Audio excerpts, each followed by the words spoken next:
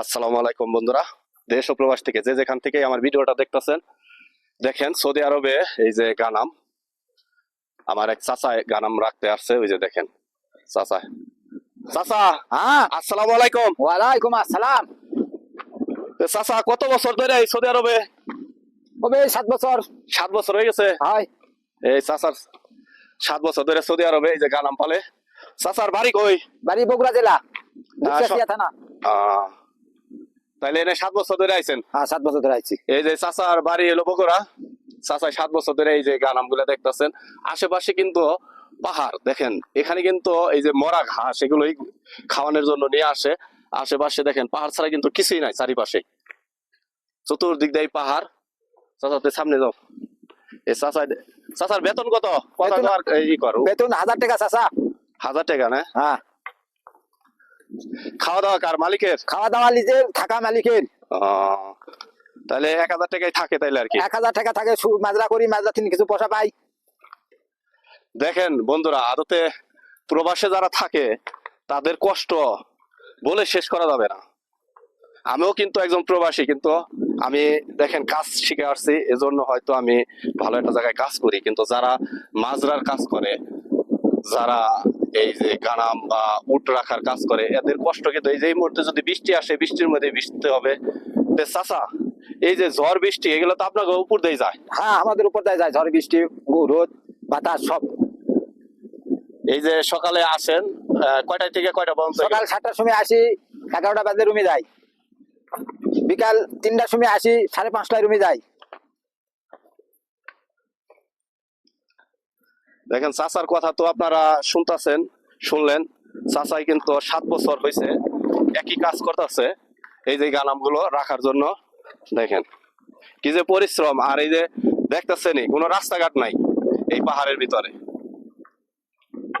চাচা কতদিন পর পর দেশে যান? 2 বছর 3 বছর পর পর দেশে যাই। 2 বছর 3 বছর পর পর ছুটি কি? আপ ডাউন টিকিট কি মালিকই দেয়? হাফ টিকিট মালিক, হাফ টিকিট নিজের। হাফ টিকিট মালিকের। আর মানে অর্ধেক দেয় মালিকে, অর্ধেক আপনার? অর্ধেক তাহলে তো এটা তো আবার মানে জুলুম। জুলুম জুলুম, বড় জুলুম। কত পিস এনে গানাম আছে চাচা? 55 পিস। 55 পিস? 55 না 75 পিস? 55 55 মানে 50 আর 5 50 আর 5। দেখেন বন্ধুরা, আশেপাশে কিন্তু বড় বড় পাহাড়। আর আমরা দেখেন কত উঁচু একটা জায়গায় আসছি, কি বলবো।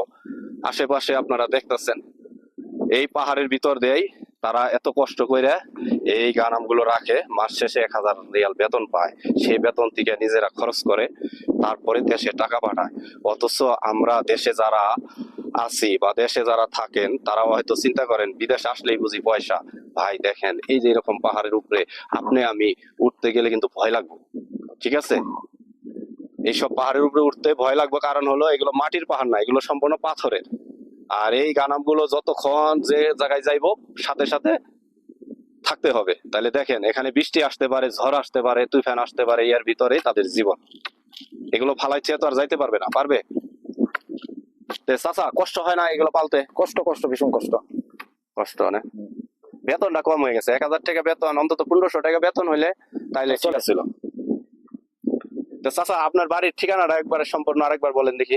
বগুড়া জেলা, দুপচাচিয়া থানা, গ্রামের নাম কামার গ্রাম। বন্ধুরা শুনলেনি, এর বাড়ি বগুড়া ডিস্ট্রিক্ট। সম্পূর্ণ চাচা ঠিকানাটা বললো। চাচার জন্য সবাই দোয়া করবেন।